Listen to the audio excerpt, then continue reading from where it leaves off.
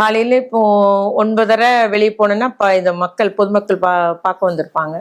தொகுதியிலேருந்து வந்திருப்பாங்க, பிற மாவட்டத்துலேருந்து வந்திருப்பாங்க. அந்த பிரச்சனையெல்லாம் கேட்டு எடுத்து அதுக்கு தீர்வு காண்றதே எப்படியும் 11:30 ஆயிரும் காலையில். அதுக்கப்புறம் வெளியே நாங்கள் எங்கேயா ஸ்பாட்டுக்கு போவோம்.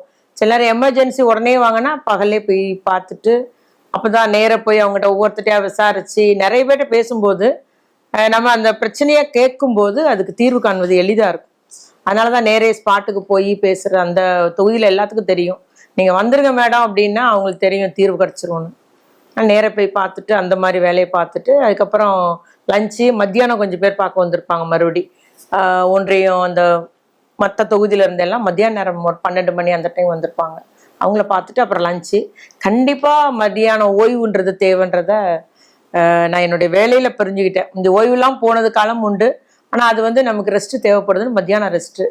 அப்புறம் மறுபடியும் மாலையில் 5 மணிக்கு மேலே ஸ்பாட்டு விசிட்டு போவோம். இல்லை எமர்ஜென்சியாக இன்றைக்கி பொதுக்கூட்டம் இருக்குது, கோயில்பட்டி தொகுதி போனோம், விளாத்திக்குளம் தொகுதி போகணுன்னா அதை மாதிரி பிளான் பண்ணிட்டு 5:30க்கெலாம் கிளம்பி போயிடுவோம் மற்ற தொகுதி முடிக்கிறது. திடீர்னு மற்ற மாவட்டங்களுக்கு பயணிக்கணும் இல்லை மற்ற மாவட்டங்கள்லாம் ஒரு நாள் ஃபுல்லுமே அவங்க ஒதுக்கிடும். காலையிலே கிளம்பி போயிடும். காலையிலே கிளம்பி போய் ஃபீல்டு விசிட்டோ இல்லை ரெவ்யூ மீட்டிங்கு இல்லை ஃபங்க்ஷன் எல்லாம் அட்டன் பண்ணிட்டு மாலைக்கு மேலே அங்கேருந்து கிளம்பிங்க வந்துடுற மாதிரி. ஸோ 1 டே அப்படி அலாட் பண்ணிடுவோம்.